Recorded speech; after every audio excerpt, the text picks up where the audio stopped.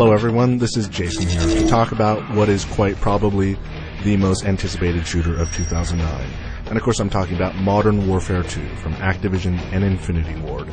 Modern Warfare 2 picks up the storyline left over from its predecessor. In the first game you defeated the Russian ultranationalist Imran Zakhaev, but it was at a heavy cost, and the Russian ultranationalist movement is still alive and dangerous, and this time it's being led by a guy named Vladimir Makarov, who is unleashing a wave of terror around the globe.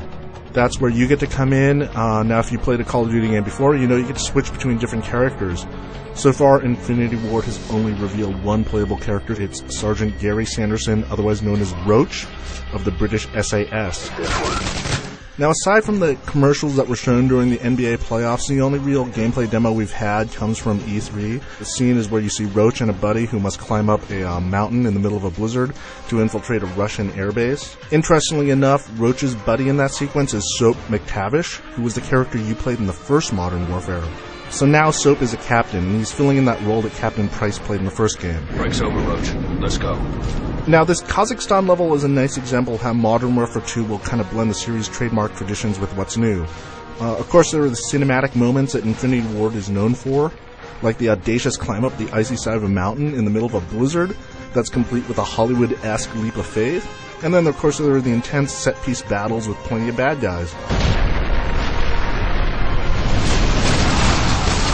This first part of the mission involves stealth. You're navigating through a blinding snowstorm as you quietly eliminate the guards using silenced weapons and knives. But you also have some new toys to play with, including a heartbeat sensor that lets you detect the presence of human beings around you.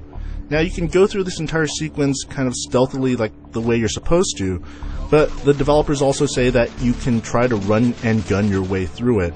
And if you do so, the entire base is going to go on full alert, and it's going to be a lot harder, but at least it's an option. So that's kind of an idea of the choices you have in this sequel.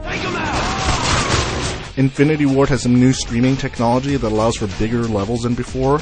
You'll see that when you're zipping around on a snowmobile while engaged in a running battle against other bad guys in snowmobiles and their helicopter gunships above. You get a sense of the scale of the level and how large it is. Now, if Modern Warfare had a weakness, it's in the way that enemies infinitely respawn until you hit an invisible tripwire. It's a pretty shallow and obvious gameplay mechanic that all the Call of Duty games have featured.